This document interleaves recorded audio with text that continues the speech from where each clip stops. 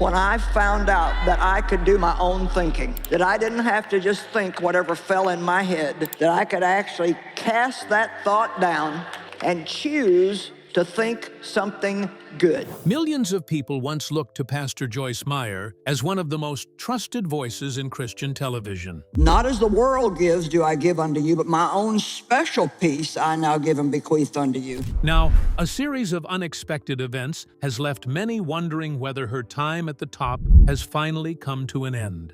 A sudden departure, growing controversy, and difficult questions have fueled speculation about the future of her ministry. Has Pastor Joyce Meyer's sentence truly become final, or is there a much bigger story hiding behind the headlines? The goodbye nobody expected.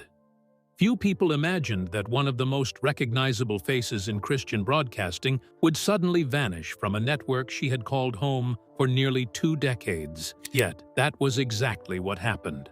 In 2025, Joyce Meyer's programs quietly disappeared from Daystar television network, leaving countless viewers searching for answers. There was no dramatic farewell, no detailed public explanation, and no immediate statement that could fully explain why such a long-running partnership had come to an end.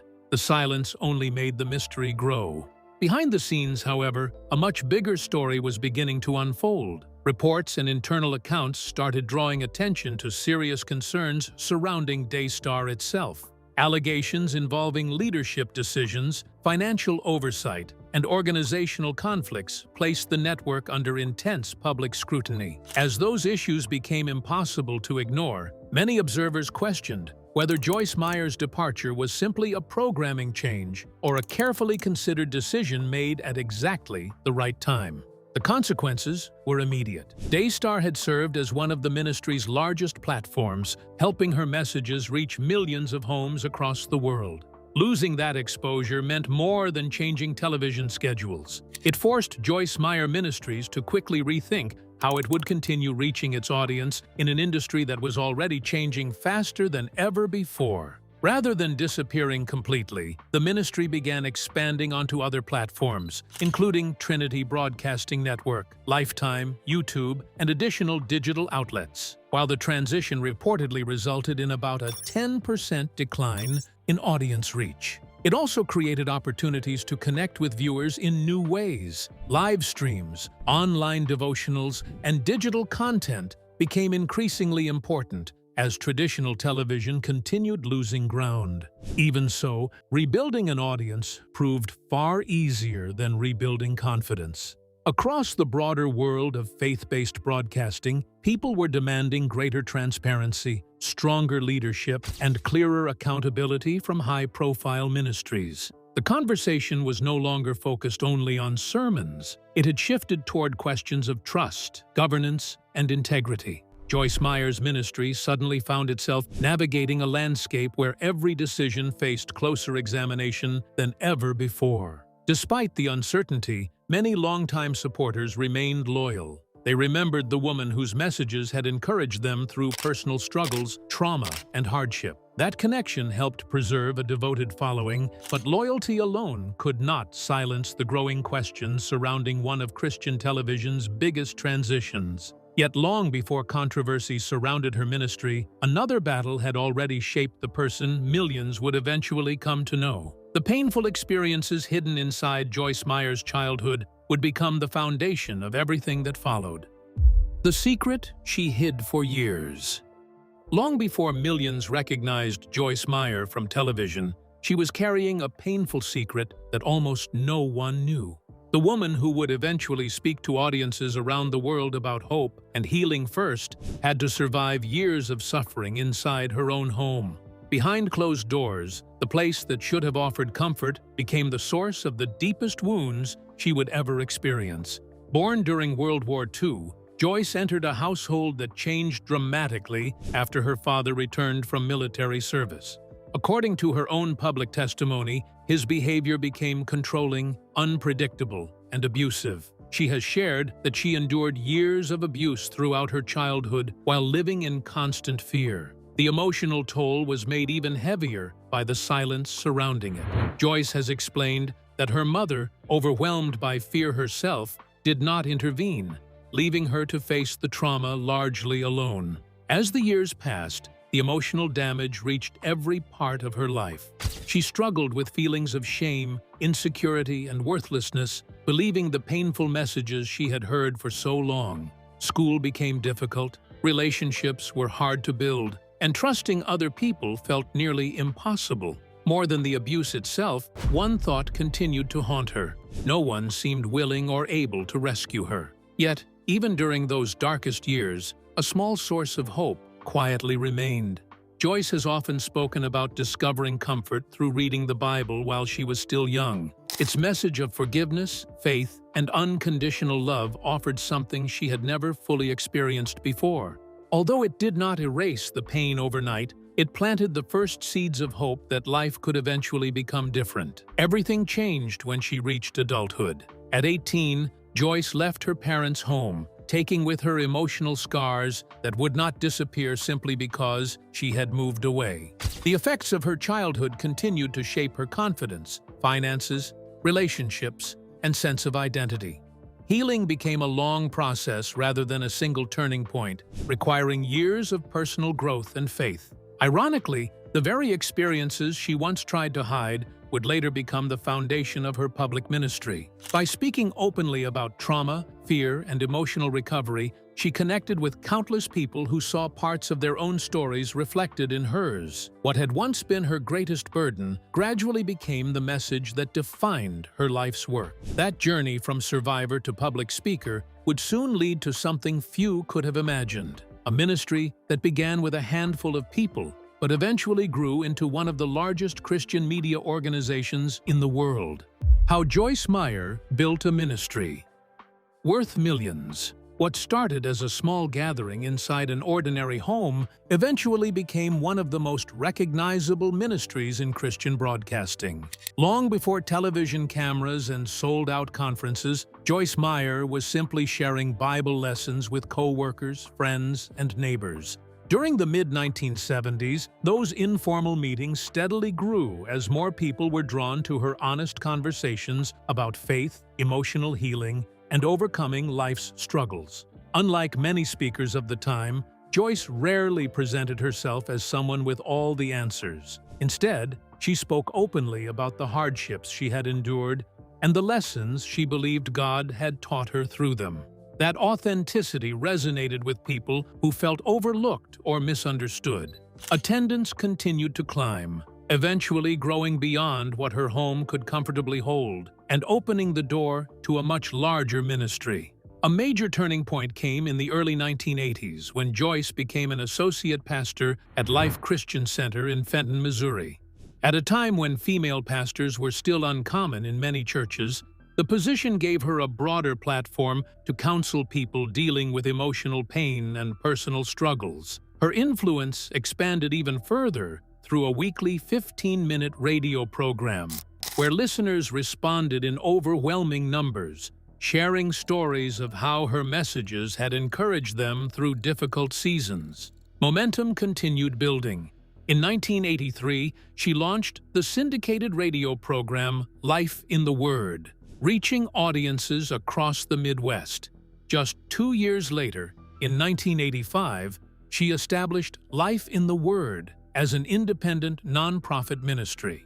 Operating with limited resources in its earliest days, the organization relied heavily on the support of listeners who believed in its mission. As donations increased, so did its ability to hire staff, expand outreach, and invest in larger projects. One breakthrough transformed everything. Joyce's teaching series Battlefield of the Mind struck a chord with people struggling with fear, anxiety, depression, and negative thinking. Its success eventually led to the best-selling book of the same name, which has sold more than 30 million copies worldwide.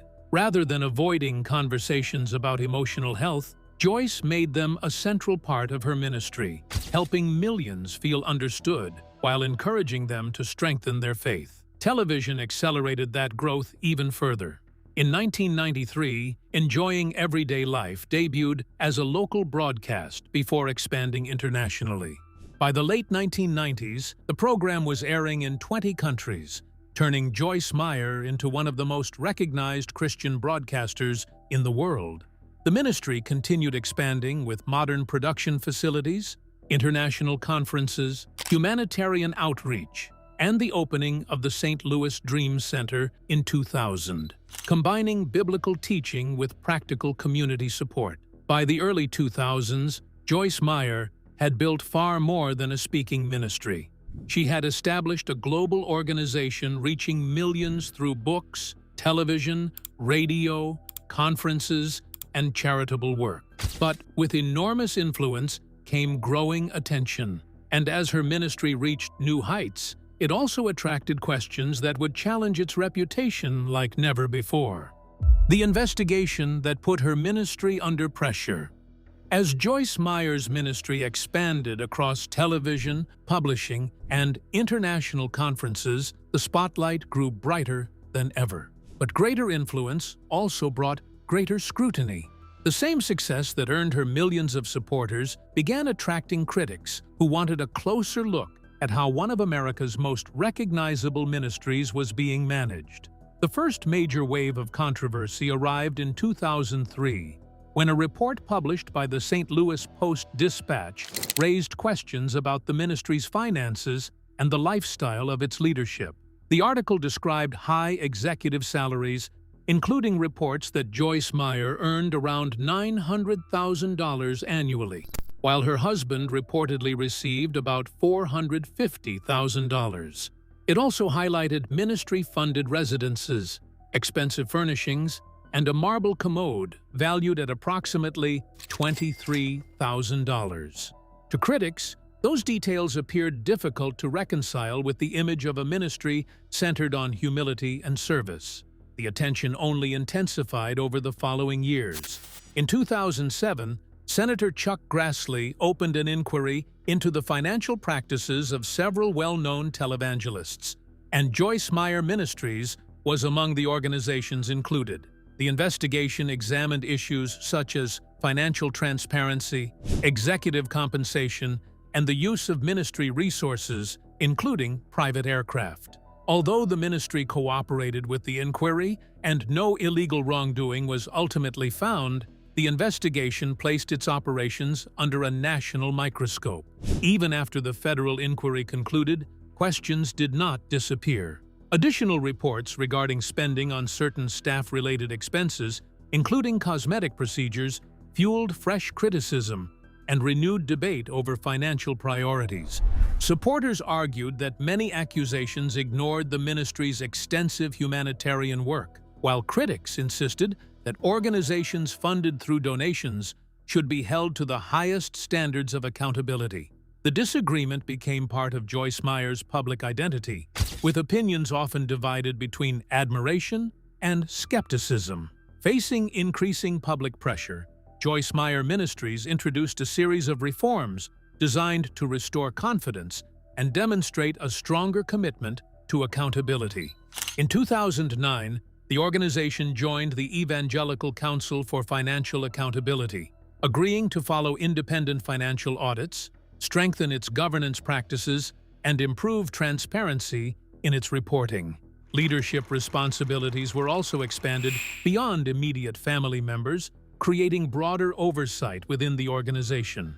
While these changes were intended to address concerns that had followed the ministry for years, they also reflected a growing recognition that maintaining public trust required more than successful outreach.